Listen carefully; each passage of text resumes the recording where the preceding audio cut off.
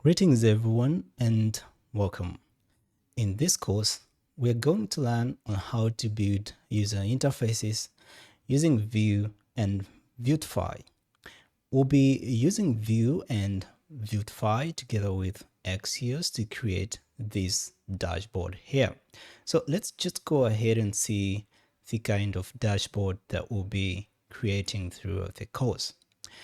And this is the kind of dashboard that we're going to create throughout the course. As you can see here, we have a navigation bar here where we have the user account details here, and you can just go ahead and add some other account details here.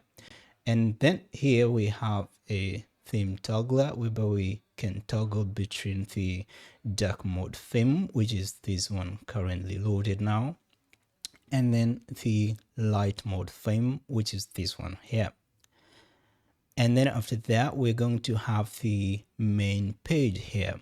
And this is where we're going to print our pages, and every page that we create inside our application is going to utilize this space here to print the data coming from their page or the data that we want to interact with in that page.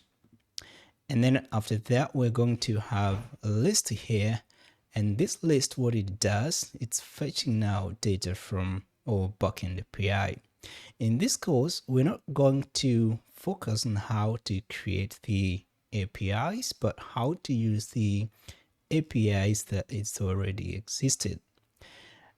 These APIs I created using Laravel, and we're not going to pay much attention on how to create APIs for this course, but on how to use those APIs.